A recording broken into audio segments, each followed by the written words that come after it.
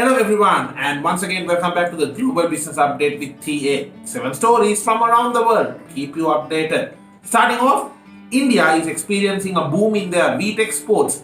Even before the main war between Ukraine and Russia erupted, their wheat exports last year were up to $872 million, which is more than a 500% increase. And this year, with the war breaking out and the world's breadbasket, Russia, Belarus, severely being affected in their ability to supply wheat, we see India gaining on some of that market share.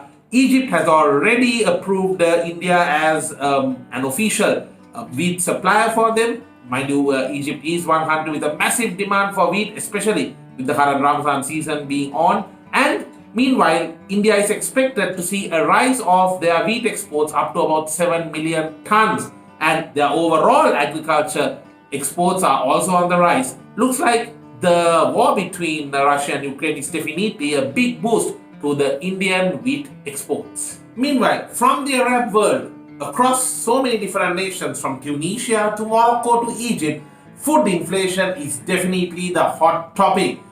Worldwide, compared to 2020, we see a rise of the food cost up to about 50%. But adding on to that, especially in the Arab world, where you get so many countries which are net importers of food and energy, they are feeling the brunt of it even more. Already in some of the countries, they are experiencing the wheat prices going up to about 20%, prices of vegetable oil going up to about 10%. And mind you, once again, we are in the Ramadan season, there is a lot of expenditure involved with food, with various feasts and so on. But all of those things seem to be under pressure. And for how long will the Arab world actually take this without revolting, without another Arab Spring, is definitely a question that needs to be thought of. But as at now, so many different nations are experiencing massive spikes in the food cost, which is simply becoming unbearable for the ordinary people. And in some of these Arabic nations, we see that out of the total monthly household income, about 30% was anyway spent on food-related expenditure. And when that goes up even more, the disposable income will definitely go down, which will result in a block of the growth of the overall economies as well.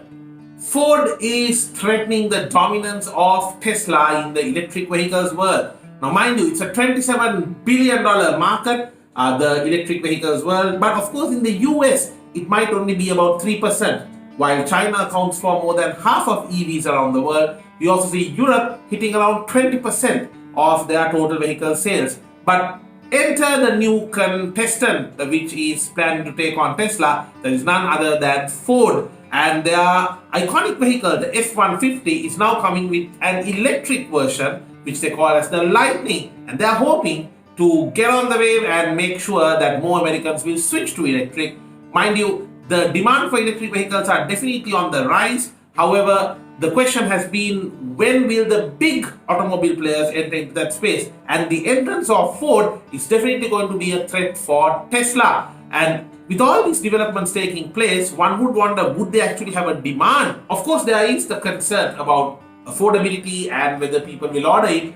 Well, they have priced it around $40,000, and guess what? They have experienced an initial interest of about 200,000 orders for their vehicle, which also means they had to quadruple their production capacity. Looks like the Ford 150 Lightning, in other words, is definitely going to give a lightning competition to Tesla. Contemporary Amprex Technologies Limited, or better known as CATL, not the most usual name you would hear of in a household, but maybe you're using a device with, or rather from that company even right now. CATL is the largest lithium-ion battery manufacturer in the world, and they are expanding their presence with almost a $6 billion investment to Indonesia.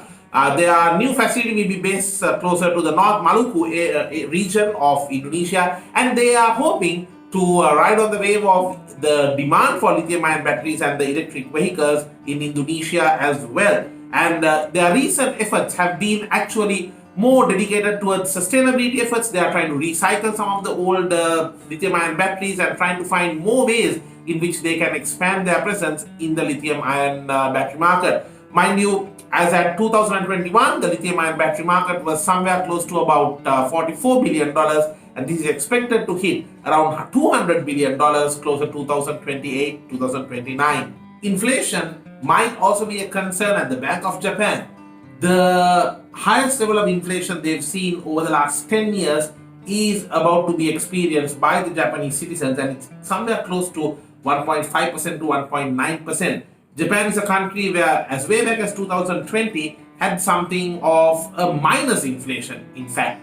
But some of the recent developments, and with global central banks also increasing the interest rates, for how long can Japan have this stimulus-driven economy is a concern as well, and will definitely be a pressure for the Central Bank of Japan to be considering. News from France. Both Emmanuel Macron and his contestant, in fact his closest opponent, who is none other than Mr. Le Pen, both of them have promised salary reductions or salary caps for CEOs in order to woo the far left voters. Now, both parties want to attract votes from the far left voters, and they believe the easiest way and the best way to do that is by promising certain salary caps on some of the CEOs. If you are a French CEO, this might be a bit of a concern of time for you, because you really don't know in what direction the policy decisions will be taken, because both the contenders right now are interested to wooing those votes from the far left voters. Finally, we see Senegal seeing a potential economic boom due to oysters. Now, as way back as 2017, Senegal was seen to be harvesting around 15,600